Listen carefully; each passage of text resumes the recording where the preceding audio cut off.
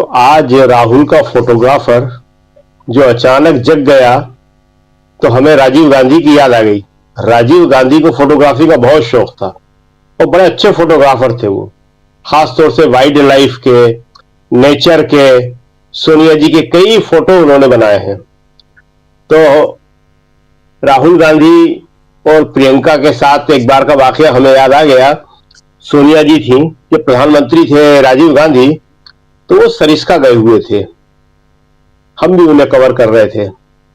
उन्होंने सारे जितने भी ये जो फॉरेस्ट होते हैं, जिन्हें वन्य अभ्यारण्य कहते हैं, जिन्हें रिजर्व, सरिस्का, रणथंभौर, सारे घूमे हैं।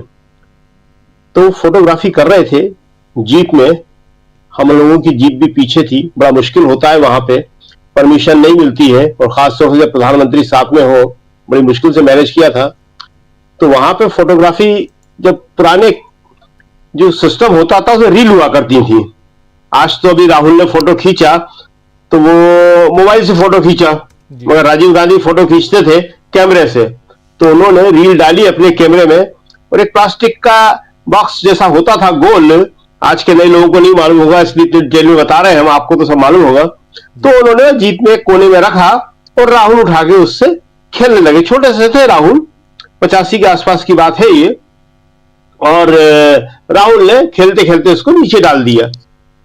राजीव गांधी प्रधानमंत्री ने फौरन जीप रुकवाई, राहुल को नीचे उतारा, कहने वो लेके आइए। राहुल गए, उसको लेके आए।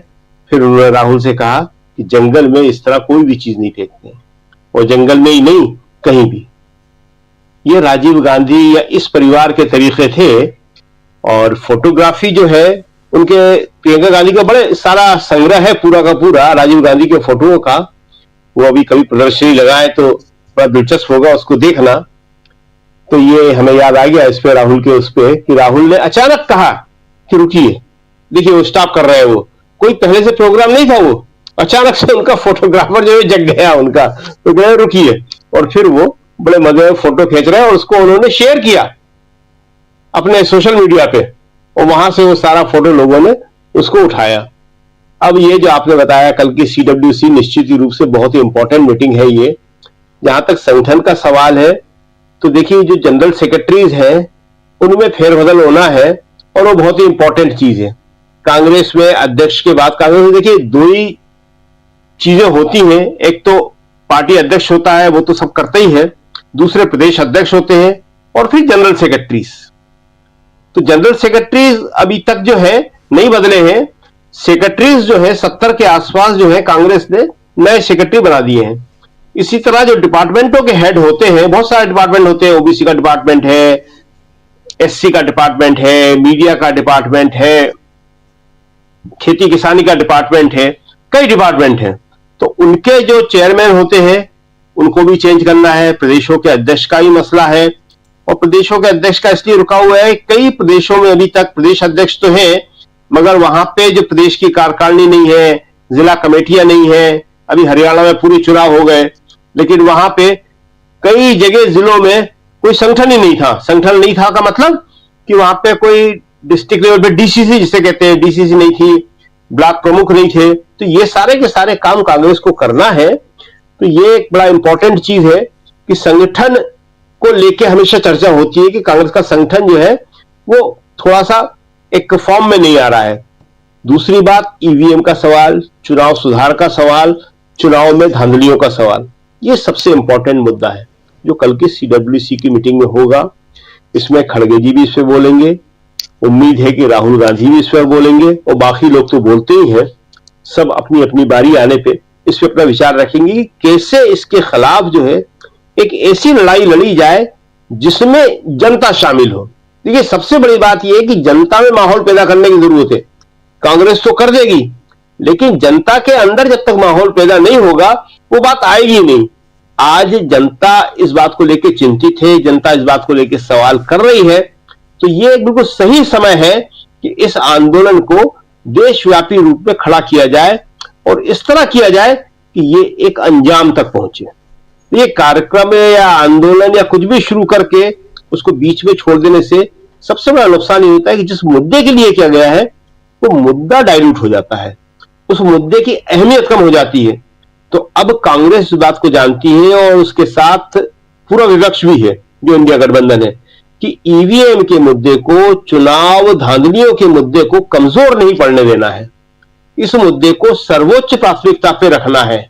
जैसा कि हमने पहले ही बताया कि 2018 में प्रस्ताव पास हुआ था, उसके बाद उदयपुर का जो सम्मेलन हुआ था उसमें तो बाकायदा एक प्रेजेंटेशन दिया गया था ईवीएम के ऊपर कि ईवीएम में कैसे गड़बड़ियां होती है, क्या होती है।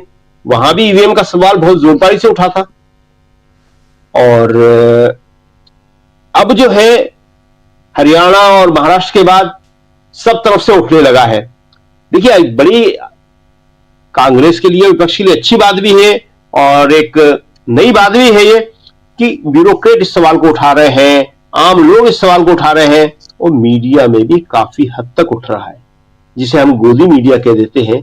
वहां पे भी लोग, ऐसा नहीं है, लोगों को दिख रहा है, आंखों के सामने जो है वो दिखाए हुए को लोग नकारना बड़ा मुश्किल हो जाता है। अपने नौकरी के लिए, अपने जिस जगह काम कर रहे हैं उनको खुश करने के लिए कर देते हैं, मगर कहीं ना कहीं बोल भी देते हैं वो। तो ये सवाल अब ऐसा हो गया है कि लोगों को बात हजम नहीं हो रही। न हरियाणा की बीजेपी की जीत हजम हुई और न महाराष्ट्र की जो है महायुति की जीत उन्हें हजम हो पा रही है। वो कह रहे हैं कि 90% तक स्ट्राइक रेट में बीजेपी इतनी पॉपुलर है तो फिर 240 पे क्यों रुक गई थी? अगर वो 90% स्ट्राइक रेट ला सकती है तो फिर तो कोई बात ही नहीं है। तो ये बात जो है कहीं हजम नहीं हो रही और इसलिए जो है ये इशू अब ऐसा लगता है कि जनता उठा लेगी इस इशू को और कांग्रेस का ये आंदोलन बड़ा सफल होगा। एक दूसरी बात हम और कह दें कि जो संसद है वो आज सोमवार से शुरू हुई थी, आज 4 दिन हो गए हैं। एक दिन तो खैर संविधान दिवस था तो उस दिन नहीं हुई, तो एक दिन भी नहीं चल पाई है जी। 3 इशू वहां सबसे ज्यादा इंपॉर्टेंट चल रहे हैं, अडानी, मणिपुर और संभल। और इसको लेके विपक्ष जो है लगातार सवाल कर रहा है और सरकार, या आप कहना चाहिए जो पीठासीन अधिकारी होते हैं दोनों के, वो इन पे कोई भी बात करने के लिए तैयार नहीं है।